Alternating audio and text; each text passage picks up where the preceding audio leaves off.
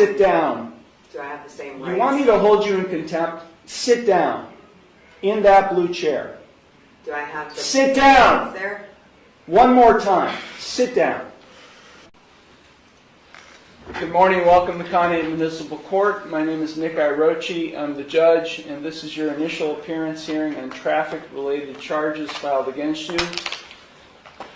As you can tell, we have several students here from the Conneaut Middle School. They are here every Tuesday morning as part of My Day in Court.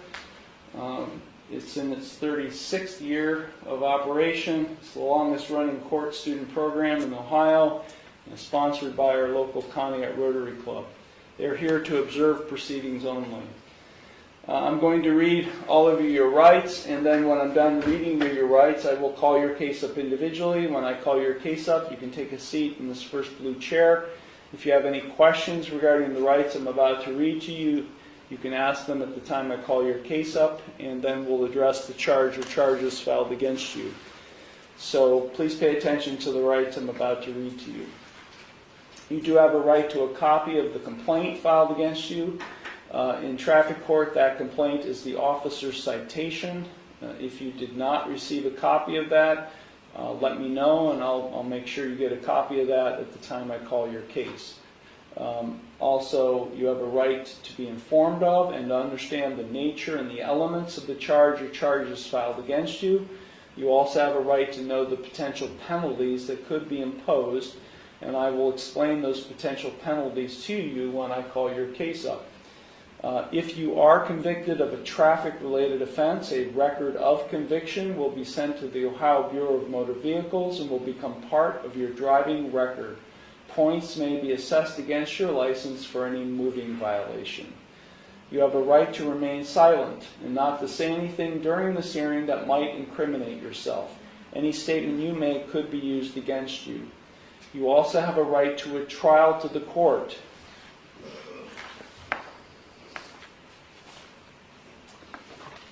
Now, each of you have 3 plea options available with respect to each of the charges filed against you.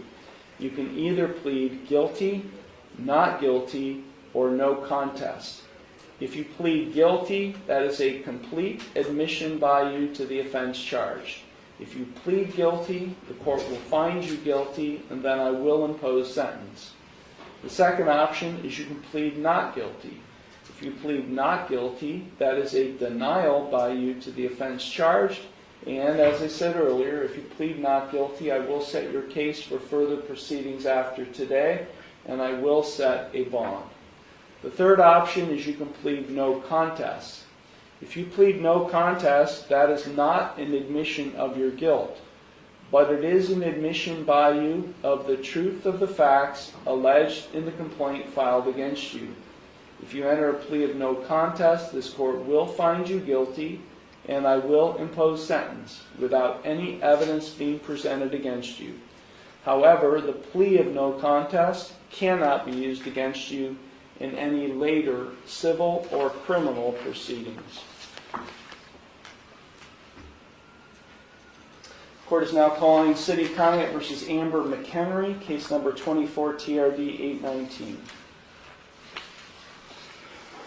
Ma'am, I'm sorry. I'm just trying to get my stuff situated so it's ready here.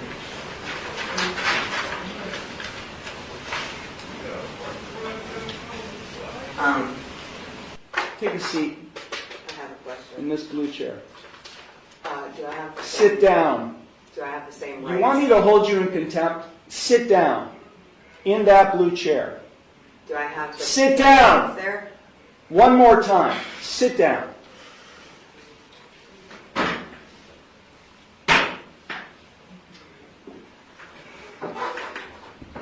Now you'll answer my questions. Got it? Did you understand all of the rights and plea options that I explained to you? No, I do not understand. Okay. Then I will enter no plea to the charges filed against you. Well, let me just explain to you. You are charged, and I do have a signature on the citation which shows you've been served. You are charged with 1 count of no operator's license, a minor misdemeanor subject to a maximum fine of $150 plus court costs. You also are charged with 1 count of expired plates, also a minor misdemeanor subject to a maximum fine of $150 in court costs. I will enter no plea to these charges against you. You already have a pending. You already have a pending. I object. What do you object, Ms. Ma'am? Because I did not enter that plea. Okay, so you tell me how you would like to plead: guilty, not guilty, or no contest. I'm not. First, I have to correct the standing, which is I am not the ens legis non degear. I am the authorized agent to the decedent estate. I am coming in here as the settler, and I want to settle this case. I have sent in a paper that is my declaration and affidavit of what I want to do, which is to settle the case. I am willing to surrender the person to the court for mutual consideration. I do not want to continue doing this. I don't have anything to do with this. That paper that I signed, which is the summons, is signed v coatis, which is void contract, and I reserved all of my rights on there. So, is the court willing to give me mutual consideration today or not? I will enter no plea on your behalf to these charges. I've given you 3 plea options to plead. No, Would you I do not recognize anyone in this court. Okay, well, I don't recognize you or the bailiff or anybody else in this court. I do not understand. I will set this case for a bench trial, and No, we'll get this set. I have the right to a trial by jury. Okay, no you don't, not in this case. Now, Yes, these are not jailable offenses, ma'am. You don't have a right to a trial by jury in this case. You already have a jury trial scheduled in another case, but then because you're facing jail time in that case. But in this case, you're not facing jail time, only a fine and court costs. anything that is above $25 in a court of law has the right to a jury by trial, which is involuntary. Involuntary can't be violated, basically, is what it means. So I have the right to a jury by trial No, you don't. of my peers. No, you don't. Yeah. We're going to set it for trial, and you're going to go to the clerk's window, and they're going to give you a trial date. Okay? So, Then I'm just going to surrender the person to the court because I'm not coming back. I don't know what that means. You do know what that means. I don't know what that means. I am not the ens legis non degear. I told you That, that. I don't know what that means either, ma'am.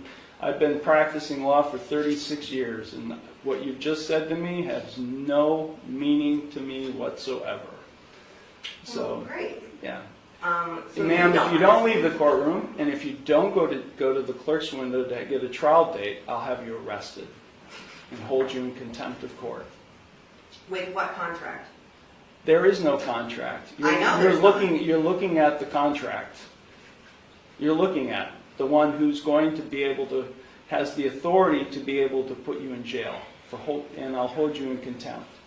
So let me say it one last time, because we have other cases to handle today. If you don't leave the courtroom and go to the clerk's window and get a trial date, which is what I'm scheduling in this case, I will hold you in contempt of court and I'll have you arrested.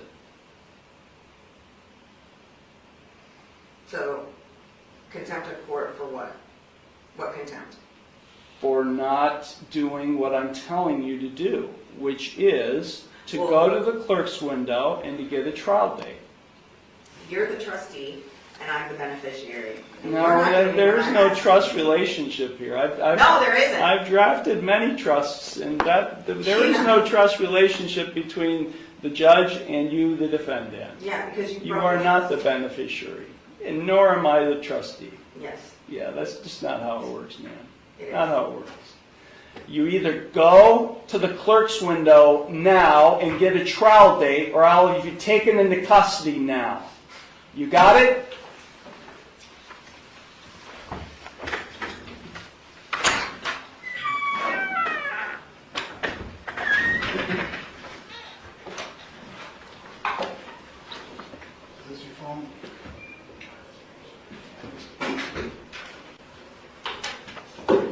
What you just watched is one of the most bizarre, yet surprisingly common, courtroom moments you'll ever see.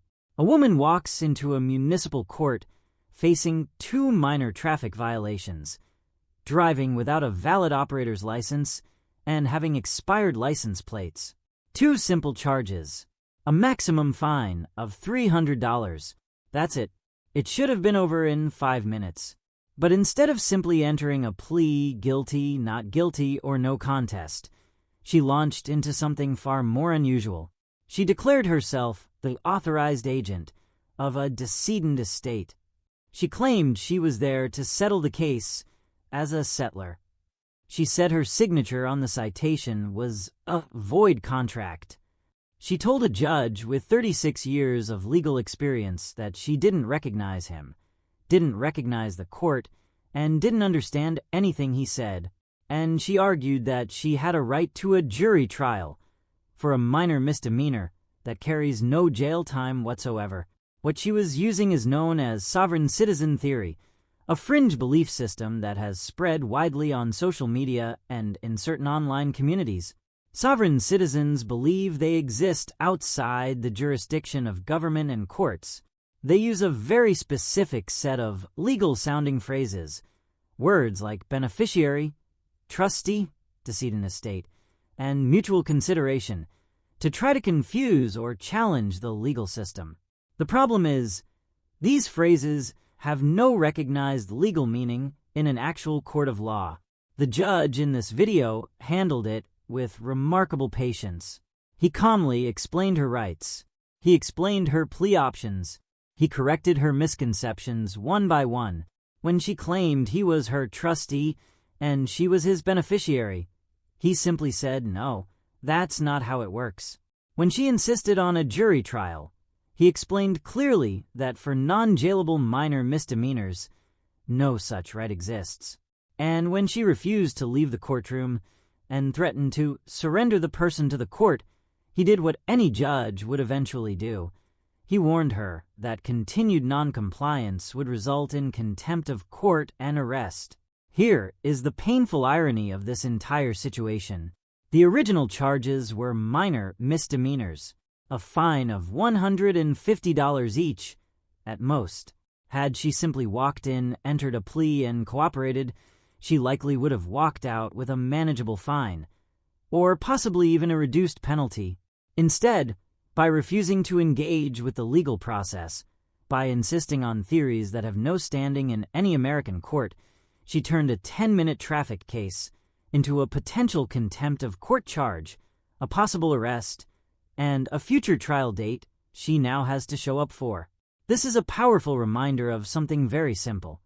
The legal system, whether we agree with every aspect of it or not, is not something you can opt out of by using the right combination of words.